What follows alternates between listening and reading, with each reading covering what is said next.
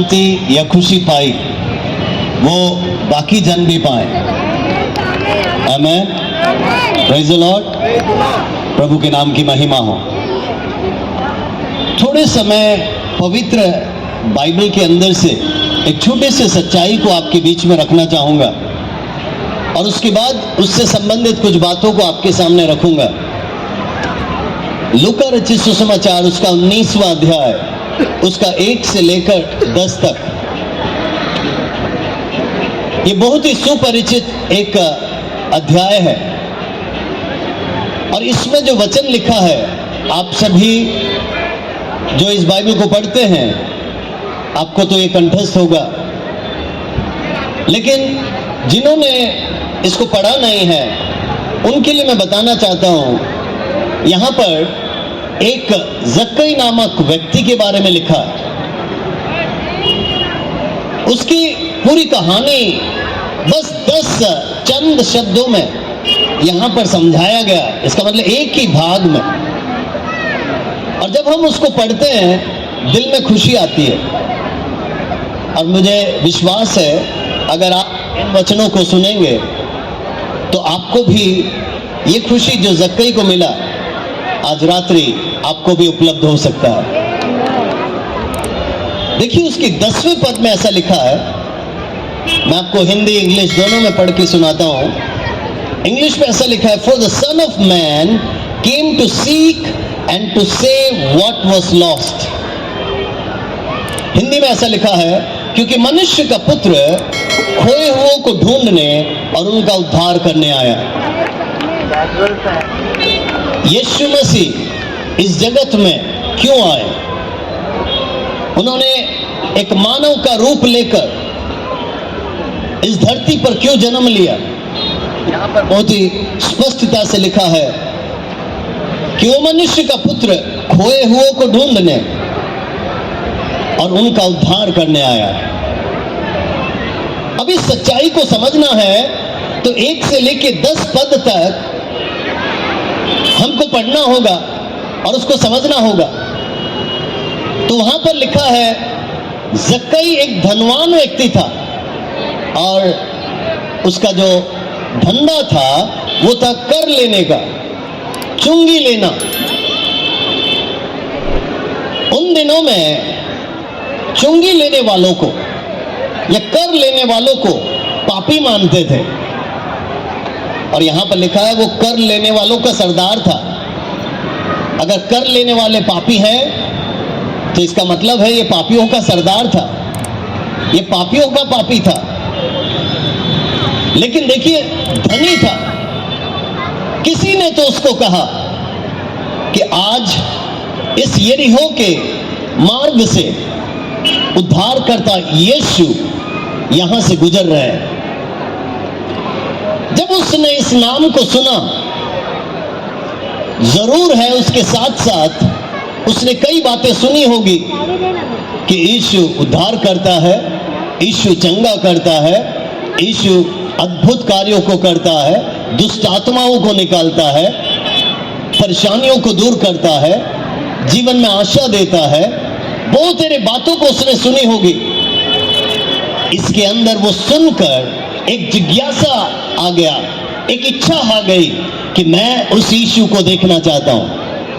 लेकिन समाज ने तो उसको गिराया हुआ है कि ये पापी है।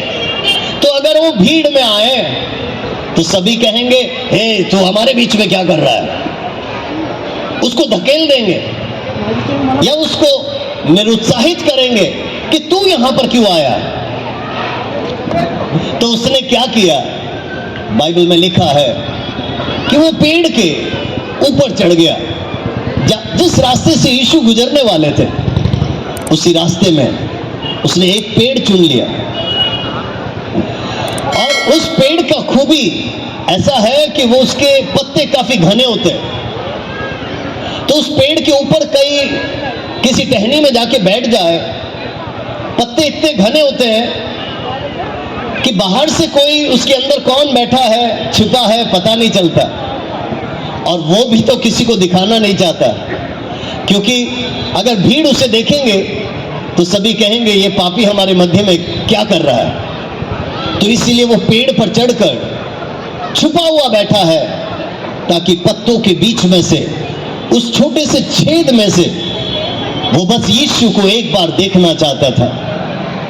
लेकिन मेरे प्रियो, जब हम आगे पढ़ते हैं, वहां पर ऐसा लिखा है, यीशु जो हमारे धड़कनों को जानता है, जो हमारे दिलों की इच्छा को जानता है, काफी दूर से ही पहचान गया था कि कोई तो मेरा इंतजार कर रहा है। समाज ने उसको ठुकरा दिया, लेकिन वो तीव्र इच्छा रखता है कि वो यीशु को देखना चाहता है। तो यीशु मसीह जब उसी के नीचे से, उसी रास्ते में से चल रहे थे, सीधा पेड़ के नीचे आकर उसने ऊपर की ओर देखा और उसने उस व्यक्ति का नाम पुकारा, हे जक्कई उतरा।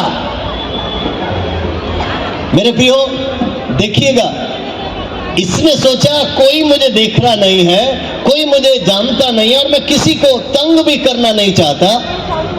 लेकिन याद रखिए, सब कुछ जानने वाला एक जीविता प्रभु यीशु मेरे और आपके दिलों को जानता है, हमारे धड़कनों को जानता है, हमारे इच्छाओं को जानता है, वो हमारे नाम को भी पहचानता है।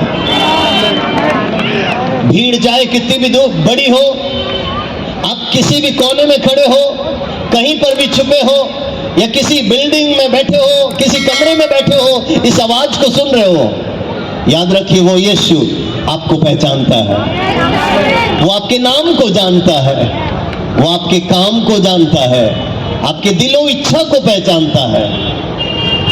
यहां पर देखिए, बाइबल में लिखा है, उसने ऊपर की ओर देखा और उसका नाम पुकारा, जक्कई उतरा।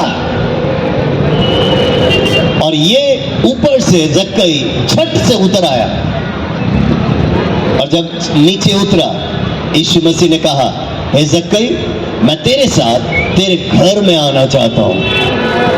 देखिए, ये तो केवल यीशु को एक बार देखना चाहता था। तो मैं हर समय सोचता हूं कि पेड़ के नीचे आकर यीशु बस ऐसा कहते, हे जक्कई, तू देखना चाहता था ना, ये ले, देख ले, ओके बाय बाय, मैं जा रहा हूं। इसका मतलब यीशु बस अपना चेहरा दर्शाते और चले जाते तो भी वो खुश होता। लेकिन याद रखिए, हमारे मांगने और चाहने से बढ़कर करने वाला हमारा जीविता प्रभु यीशु। उसने जक्कई से कहा, उतरा, आज मैं तेरे साथ तेरे घर आना चाहता हूं। उतना ही नहीं, मैं तेरे साथ भोजन करना चाहता हूं। और बाइबल यूं कहती है कि यीशु उसके साथ, उस जक्कई के साथ, जिसको सभी पापी मानते थे, उस जक्कई के घर की ओर चले गए। और जब घर की ओर जा रहे थे, सबने कहा, अरे रे रे, यीशु को देखो, वो तो निष्पाप है, वो तो पाप रहित है,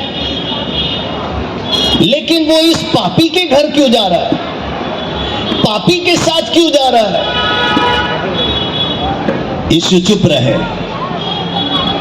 कुछ ही देर के बाद जक्कई के घर में यीशु पहुंच गए। मेरे प्रियो, जब आप आगे पढ़ते हो ना, बाइबल यूं कहती है कि जैसे ही उस घर में पहुंचते हैं, यीशु ने कुछ भी नहीं बोला। जक्कई ने खड़े होकर, 8वें पद में ऐसा लिखा है,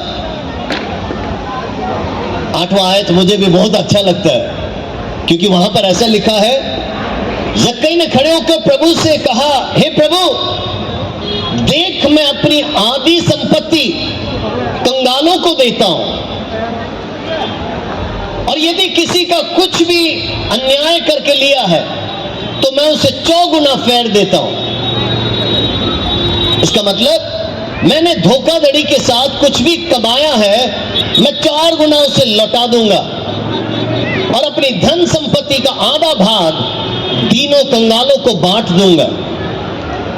यीशु ने तो उससे कुछ भी नहीं कहा था, लेकिन घर पहुंचते ही उसने ऐसा ऐलान किया।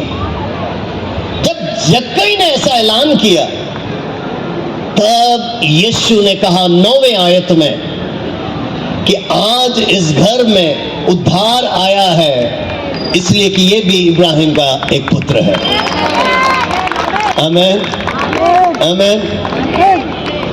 मेरे प्रियो, यीशु आपकी जिंदगी में जब प्रवेश करता है ना, आप अपने पाप के राह से मुड़ जाते हैं, अपनी पिछली जिंदगी से मुड़ जाते हैं, आप दुनियादारी से मुड़ जाते हैं, आप धोखाधड़ी से मुड़ जाते हैं, आप हर प्रकार की बुराइयों से, पापों से मुड़ जाते हैं। और आप क्या कहते हैं कि यीशु, अगर मैंने किसी को भी धोखा दिया है, मैं उसको उसका जो लिया है उसका 4 गुना लौटा दूंगा।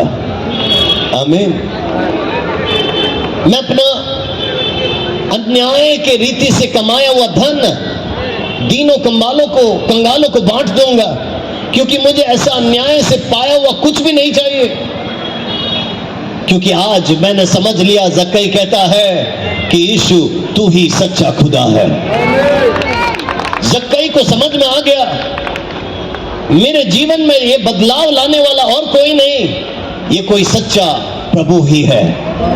मेरा नाम पुकारने वाला और कोई नहीं, क्योंकि समाज तो हमें नफरत करता था, समाज हमें धकेलता था, लेकिन यीशु ने तो नाम पुकार कर अपने पास बुला लिया। आज रात्रि यहां पर बैठे हुए हम में से एक एक यही गवाही देंगे कि जब आप पाप में थे, जब आप दुनियादारी में थे, जब आप गलत कामों में थे, हर प्रकार की बुराइयों में फंसे हुए थे, ये यीशु आया और उसने आपको आजादी दी, उसने आपको छुटकारा दिया, उसने आपको खोए हुए में से ढूंढ निकाला, उसने उद्धार का तोहफा दिया, उसने आपको सच्चाई का मार्ग दिखाया। और जब सच्चाई का मार्ग दिखा, आपने सब कुछ छोड़कर उस यीशु के पीछे हो लिए। और चूंकि आप यीशु के पीछे हो लिए, इसीलिए आज यहां पर आप नाच रहे थे, इसीलिए आज बच्चे यहां गा रहे थे, इसीलिए आप सब इस खुले आसमान के नीचे उस यीशु के नाम को ऊंचा उठा रहे थे। क्यों? जो जिंदगी में आया और जिसने जिंदगी को बदल दिया। आमीन, आमीन। यीशु कहता है आज इस घर में उद्धार आया। इसका मतलब आज उसके दिल में यीशु प्रवेश कर गया। वो समझ गया कि यही सच्चा खुदा है, वो समझ गया है यही पापों से उद्धार देने के लिए आया, वो समझ गया यही आशा देने के लिए आया, यही शांति देने के लिए आया। तो उसने उस यीशु को स्वीकार लिया। आपको मालूम है, तब जाकर 10वीं आयत में लिखा है कि मनुष्य का पुत्र खोए हुओं को ढूंढने और उनका उद्धार करने आया है। आज रात्रि ऐसे जक्कई हमारे चारों तरफ बहुत होंगे, जो छुपे हुए होंगे, जो पाप में होंगे, जो नशेड़ी होंगे, किसी न किसी बुराई में होंगे, किसी न किसी गलत काम में होंगे। आज रात्रि यीशु आपका नाम लेकर पुकार रहा है और कह रहा है आप उस नशे को छोड़ दो, आप उस गंदगी को छोड़ दो, आप उस बुराई को छोड़ दो और इस यीशु के पास आओ, क्योंकि वो कहता है मार्ग, सत्य और जीवन मैं ही हूं। बिना उस यीशु के द्वारा कोई स्वर्ग में जा नहीं सकता, उस पिता परमेश्वर के पास कोई पहुंच नहीं सकता। ऐसा है तो हमने इस सच्चाई को जानी है और इसीलिए इस सच्चाई के पीछे चले हैं। अब बाइबल का ये सत्य आपने सुना, मैं अपना सच्चाई बता दूं ताकि आपको समझ में आए कि मैं इस यीशु के पीछे क्यों चला। मेरे पिताजी भारतीय फौज में थे और वो काफी उच्च पदवी में अफसर थे। और मैं आपको बताना चाहता हूं, पाकिस्तान के साथ दोनों युद्धों में और चीन के साथ एक युद्ध में, तीनों युद्ध में भाग लिए हुए व्यक्ति हैं मेरे पिताजी।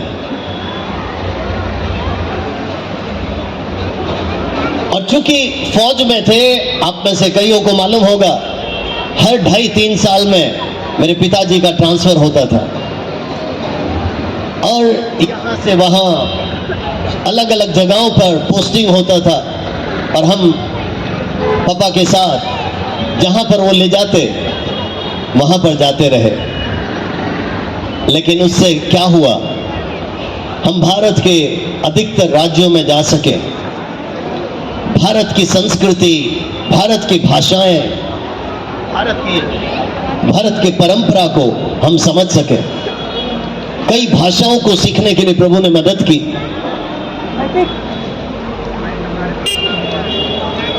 भारत के बॉर्डर में हम रहे, सीमावर्ती जगहों में हम रहे और हम अपना जीवन जी रहे थे। पापा अफसर थे और मैं देखता था कई बार तो जब भी पाकिस्तानी और से बमबारी होता या दिक्कतें होती तो पापा अपने पूरे यूनिट को लेकर चले जाते थे और जब तक फिर शांति कायम ना हो वो फिर वापस नहीं लौटते थे। हम छोटे बच्चे थे, कई बार पापा जी 6-6 महीना, 8-8 महीना, 10-10 महीना आते नहीं थे। क्यों? क्योंकि सीमा में तकलीफें होती थी और जब तक वहां पर पूर्ण शांति ना हो ये वापस नहीं आते थे। लेकिन मेरे प्रियो, मैं आपको बताना चाहता हूं, हम 3 भाई और 1 बहन हैं।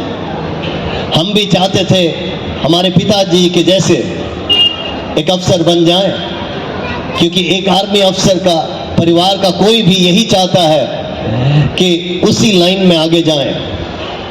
लेकिन आज रात्रि मेरी आवाज को सुन रहे सभी को मैं बताना चाहता हूं,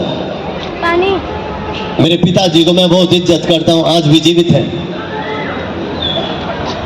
उनके काम को मैं बहुत इज्जत करता हूं क्योंकि वो भारत देश की सेवा कर रहे थे। लेकिन 28 साल पहले 1996 की बात है, एक रात्रि प्रार्थना में प्रभु यीशु का दर्शन मैंने पाया और उस दर्शन में उसने कहा नौकरी छोड़ दे, पढ़ाई छोड़ दे, दुनिया की इच्छा छोड़ दे और उस यीशु ने कहा मेरे पीछे हो ले और मेरी सेवा कर। मेरे प्रियो, आज 28 साल पूरे हो गए, मैं फुल टाइम उस यीशु की सेवा कर रहा हूं। कोई नौकरी नहीं कर रहा, दुनिया के किसी कामकाज के पीछे नहीं हूं, लेकिन जिस यीशु ने मुझसे बातचीत की, जिस यीशु ने मुझे दर्शन दिया, जिस यीशु ने मेरे जीवन को बदल दिया, मैंने कहा मैं उस यीशु की सेवा करूंगा जीवन के अंत तक। और उसने कभी लज्जित होने नहीं दिया, उसने कभी भी लज्जित होने नहीं दिया। भारत के शायद 3 या 4 राज्य होंगे जहां पर मैंने जाके इस शुभ संदेश को सुनाया ना हो। भारत के बाहर करीब 16 देशों में प्रभु लेके गया इस जीवित बाइबल को सभी के सामने घोषणा करने के लिए। क्यों? उसने मेरा जीवन बदला है। अगर मेरा जीवन बदला है तो मैं विश्वास करता हूं इस वचन के, इस बाइबल की आवाज को जो भी सुने, आपका भी जीवन वो यीशु बदल सकता है। अब आप सोचेंगे अरे एक का जीवन बदला है तो कौन सी बड़ी बात है। जब मैं सेवा के लिए निकला, मेरे मित्र, मेरे पड़ोसी, मेरे रिश्तेदार कहने लगे हाँ सैम तू ज्यादा टिक नहीं पाएगा। मैंने कहा क्यों?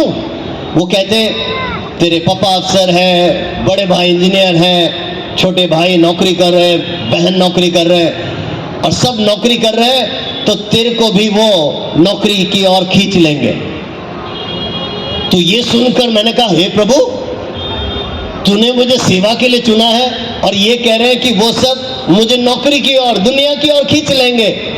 आज रात्रि इस खुले आसमान के नीचे मैं बताना चाहता हूं किसने किसको खींचा, किसने किसको खींचा। सुनिएगा, मैं 1996 में मार्च महीने में फुल टाइम सेवा के लिए निकला। 1998 की बात है, 98 दिसंबर, मेरे बड़े भाई जो मैकेनिकल इंजीनियर थे, सीमेंस मल्टीनेशनल कंपनी में अच्छी पदवी में नौकरी कर रहे थे।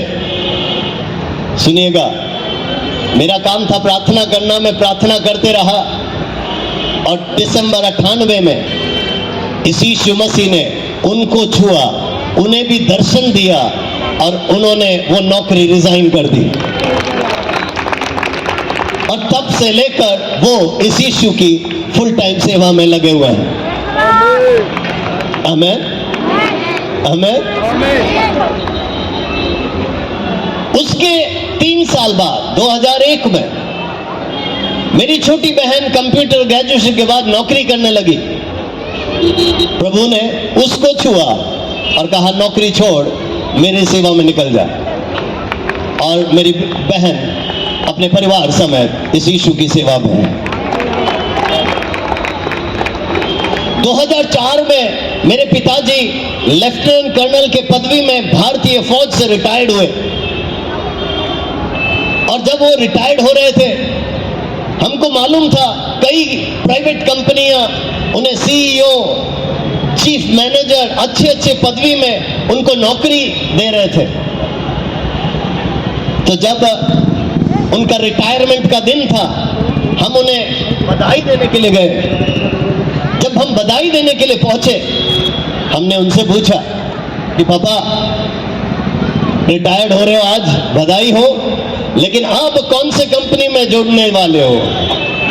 तो उन्होंने देखिए क्या उत्तर दिया। उन्होंने कहा दिल्ली में सागरपुर नामक इलाका मैंने ढूंढ लिया है, जहां कोई कलीसिया नहीं है, मैं वहां जाकर यीशु की कलीसिया स्थापित करूंगा। आमीन। तब से लेके पापा मम्मी दिल्ली में रहकर प्रभु की सेवा करते हैं मेरे बड़े भाई के साथ। अब कौन बच गया? अब बच गया मेरा छोटा भाई। छोटा भाई आजकल के जवानों की नाई, वो कहता है तुम सब सेवा करो, मुझे मत छेड़ो, मैं तो नौकरी करूंगा। और वो पहले लंदन में था, लंदन में अच्छा नौकरी कर रहा था और उसके बाद दुबई में आ गया। दुबई में 5 स्टार होटल का असिस्टेंट मैनेजर, अच्छा कमाता था। लेकिन हमारा प्रार्थना ये था कि परमेश्वर, अगर हमारे पिताजी भारतीय फौज की सेवा किए 40 साल, तो हम जीवित परमेश्वर तेरी फौज की सेवा करेंगे, तेरे नाम को ऊंचा उठाएंगे, क्योंकि तूने हमारा जिंदगी बदला, तूने हमारा जीवन बदला है। तो मेरे प्रिय, हम प्रार्थना करते रहे। और सुनिएगा, 10 साल पहले प्रभु ने मेरे छोटे भाई को छुआ और उसने अपने उस बड़ी नौकरी को रिजाइन किया और यूएई दुबई के पास रैसल खेमा नामक जगह पर उसने जाके एक कलीसिया स्थापना की। आज 100 से ज्यादा लोग वहां पर आकर प्रभु की आराधना करते हैं। और आप सुनेंगे उसमें 60 से अधिक पाकिस्तानी लोग हैं, अफगानिस्तानी लोग हैं, नेपाली लोग हैं और भारतीय लोग हैं। इसका मतलब क्या है? प्रभु यीशु सभी से प्यार करता है। इस सच्चाई को जानिएगा। दुनिया की नौकरी, दुनिया की पोजीशन, दुनिया का कोई शक्ति मुझे दुनिया की ओर या नौकरी की ओर, उस पैसों की ओर, उन धंधों की ओर खींच नहीं पाया। लेकिन मेरे यीशु ने मेरे घर के एक एक जनों को इस महिमा में सेवकाई की ओर खींच लिया। आमीन। समझ में आ रहा है कि नहीं? तो आज हमारा पूरा परिवार, हमारे बच्चे सभी उस जीवित प्रभु यीशु की सेवा करते हैं। इसीलिए बड़े धैर्य के साथ, खुशी से कहीं पर भी जाके इस यीशु के नाम को ऊंचा उठाते हैं। आमीन। क्यों? क्योंकि उसने हमारे जिंदगी को बदला। जैसे जक्कई का जीवन बदला, वैसे ही उसने हमारा जीवन बदला।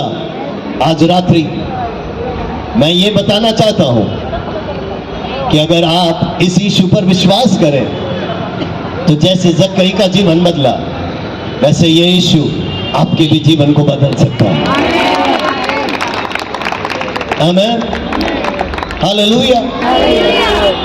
आज चारों तरफ अफवाहें फैलाते हैं, गलत गलत बातें फैलाते हैं, लेकिन मेरे प्रियो, आप उन गलत अफवाहों के पीछे ना जाएं, उन गलत बातों की ओर ना जाएं। इस पवित्र बाइबल को जरा पढ़ लीजिए, इस सच्चाई को जरा समझ लीजिए, उसके बाद आपको हकीकत समझ में आएगा।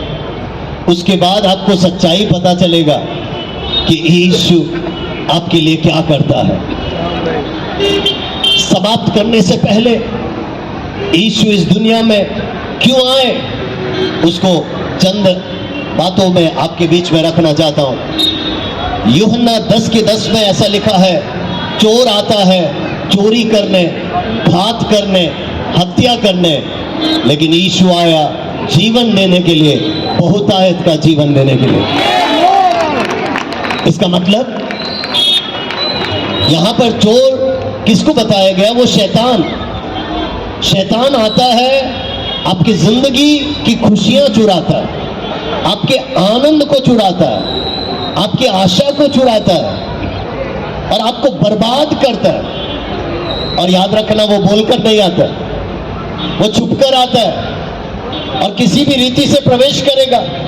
हो सकता है दारू के रीति से हो, किसी नशे के रीति से हो, व्यभिचार के रीति से हो, किसी भी गलत काम की रीति से हो, चाहे वो धोखाधड़ी हो, घूसखोरी हो, किसी भी प्रकार का भ्रष्टाचार हो। शैतान इसी तौर तरीके से आता है और आपकी खुशियां वो लूटता है, आपको बर्बाद करता है। लेकिन उसी के आगे ऐसा लिखा है, यीशु आया जीवन देने के लिए। कैसा जीवन? बहुतायत का जीवन देने के लिए। आमीन। उसने मुझसे और आपसे कुछ मांगा नहीं, उसने तो उस कलवरी सूली पर अपना जान कुर्बान कर दिया। उस कलवरी सूली पर उसने अपने लहू का एक एक कतरा बहा दिया, ताकि पूरा मानव जाति, जो कोई उस पर विश्वास करे, वो नाश ना हो परंतु अनंत जीवन पाए। आमीन। वो हमसे क्या मांगेगा? वो तो सृष्टि करता है। वो हमसे क्या चाहेगा? हम कौन है जो हम उसको कुछ दे सकते हैं? नहीं नहीं नहीं, ये गलत धारणा है। वो सृष्टिकर्ता परमेश्वर है। आकाश और पृथ्वी की रचना उसने की, सूरज और चांद और सारे तारे उसने बनाए, सारे पेड़ पौधे उसने बनाए, सारे जानवर उसने बनाए, सारे पहाड़, समुद्र, नदियां उसने बनाए, और उसने अपने स्वरूप और समानता में मुझे और आपको बनाया। और बाइबल कहती है, उसने जब हमें बनाया और एक एक चीज को बनाया, उसने कहा सुंदर बनाया, अच्छा बनाया। किसने कहा हम काले हैं, गोरे हैं? ये सब मानव ने बनाई हुई बातें हैं, लेकिन उसने सुंदर बनाया, अच्छा बनाया। उसने कोई जाति नहीं बनाई, बड़ा छोटा नहीं बनाया, अमीर गरीब नहीं बनाया। उसने कहा, हे थके और बोझ से दबे हो, मेरे पास आओ, मैं तुम्हें विश्राम दूंगा। इसका मतलब वो आह्वान उसने सबको दिया, वो आमंत्रण उसने सबको दिया। मेरे पिताजी ने नहीं कहा तुम सेवा करो, मेरे भाई ने कहा तुम सेवा करो, नहीं कहा। मेरी मां ने नहीं कहा, सभी जीवित हैं। मेरे भाई बहनों ने, किसी ने नहीं कहा इस यीशु की सेवा करो। लेकिन अलग अलग समय पर जब हमने इस बाइबल को पढ़ा, हमने इस सच्चाई को जाना, इस सच्चाई ने हमारा जिंदगी बदल दिया। इसीलिए खुशी से हम ललकारते हुए कहते हैं कि चक्कर देखो कि यीशु कितना भला है। आमीन, हालेलुया। आपको अगर एक घर नहीं है तब भी आप जीवन जी सकते हैं। अगर आपके पास वस्त्र नहीं है तब भी आप जीवन जी सकते हैं। कुछ दिन भोजन के बिना भी आप जी सकते हैं। कुछ दिन पानी के बिना भी कई लोग जीते हैं। गोताखोरों से पूछिए जो समुद्र में कूदते हैं, जो नदियों में कूदते हैं, जो इस पार छलांग लगाते हैं उस पार निकलते हैं, कई मिनटों तक सांस के बिना भी जीते हैं। लेकिन किसी भी विद्वान से पूछिए, दुनिया इस सच्चाई को जानता है कि आशा के बिना कोई एक पल भी जी नहीं सकता। और जब आशा खो जाते हैं, लोग आत्महत्या में चले जाते हैं, लोग ट्रेन के सामने कूदते हैं, लोग ट्रक के सामने कूदते हैं, लोग फांसी का फंदा में लटक जाते हैं। क्यों? आशा खो दिए, आशा खो दिए। लेकिन बाइबल कहता है वो आपको आशा देने के लिए आया, वो आपको जीवन देने के लिए आया। कैसा जीवन? बहुतायत का जीवन। इसका मतलब आज ये बच्चे क्यों नृत्य कर रहे थे, यहां पर नाच गाना क्यों हो रहा था? उनके जीवन की खुशी को वो प्रदर्शित कर रहे थे। आज ये कार्यक्रम क्यों आयोजित किया है? क्योंकि आयोजकों के जीवन में ऐसा चमत्कार हुआ है। आज मैं क्यों ये बोल रहा हूं? क्योंकि मेरे जीवन में ऐसा हुआ है। अब यीशु ने हमें यह सच्चाई बतलाई है कि आपने जो आशीष पाई है वो आपके पास ही ना रखे, वो सबको सुनाए। तो हम सबको सुना रहे हैं। सुन लो भाई, सुन लो बहन, सुन लो जवान, सुन लो बच्चों। किसी यीशु ने हमें शांति दिया, वो आपको भी शांति दे सकता है। इस यीशु ने हमें जीवन दिया, वो आपको भी जीवन दे सकता है। उस यीशु ने हमें आशा दी, वो आपको भी आशा दे सकता है। इस यीशु ने हमारे जीवन में जिंदगी को खुशी से, आनंद से भर दिया, तो वो आपको भी आनंद और खुशी से भर सकता है। आज रात्रि अगर आप इस सच्चाई को समझे नहीं है, पवित्र आत्मा आपसे कह रहा है, इस यीशु की आवाज की ओर कान लगाएं, इस सत्य की ओर कान लगाएं, इस बाइबल के वचनों की ओर ध्यान दें, तो वो आपके जीवन में आएगा, वो आपको खुशियां, आनंद से भर देगा। हमारा यही चाहत है कि जितने भी जन इस आवाज को सुन रहे हैं, सभी इस हकीकत को जाने, इस सच्चाई को जाने, और इस सच्चाई के जरिए प्रभु आपके जीवनों में शांति और खुशियां और आशा लेकर आ जाए। आमीन, आमीन। देखिए, जब 10 के 10 में यूहन्ना में लिखा है कि जब वो जीवन देने के लिए आया, बाइबल कहती है वो बहुतायत का जीवन देने आया। इसका मतलब हमारी खुशियां वो लिमिटेड नहीं है, वो असीमित है। और क्योंकि वो असीमित है, हम आपको भी बांटने के लिए आए, हम आप तक पहुंचाने के लिए। बाइबल कहता है उसकी खुशी, उसका आनंद उमड़ता है। तो आज वही खुशी हमारे अंदर उमड़ रहा है, यहां बैठे आपके अंदर उमड़ रहा है, तो हम चारों तरफ बांट रहे हैं कि इस बड़े दिन के मौसम में, जब पूरा दुनिया क्रिसमस मना रहा है, इस मौसम में, इस मौसम की खुशियां, इस यीशु की खुशियां आप भी महसूस करें, आपकी जिंदगी में भी आ जाए और आपको शांति मिले।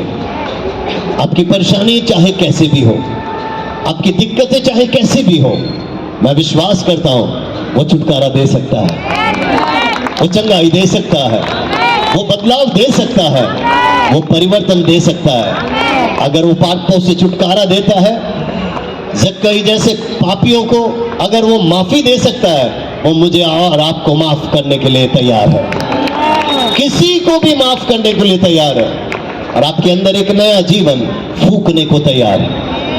आज रात्रि इस यीशु के द्वारा आपको खुशी मिले, आपको शांति मिले, आपको आशा मिले, आपको अनुग्रह मिले। मेरा यही कामना है और मेरा यही प्रार्थना है कि प्रभु इन वचनों के द्वारा आप सभी को बहुत आयत से आशीष दे। एक मिनट अपनी आंखों को बंद करें, मैं आपके लिए दुआ करना चाहूंगा। प्यारे प्रभु यीशु, धन्यवाद इस रात्रि समय के लिए। हम तेरा शुक्रिया अदा करते हैं क्योंकि तेरे जैसा कोई भी नहीं। यीशु राजा, तूने हमारे जीवनों में जो अद्भुत काम किया उसके लिए धन्यवाद। प्यारे प्रभु यीशु, आज रात्रि इस आवाज को सुन रहे सभी के जीवनों में भी तू कार्य कर। तू अपनी महिमा दिखा। पवित्र आत्मा एक एक दिलों से बातचीत कर। तू उनको शांति दे। अगर कोई भी तकलीफ में, दिक्कत में, अशांति में, निराशा में है तो उनको आशा दे।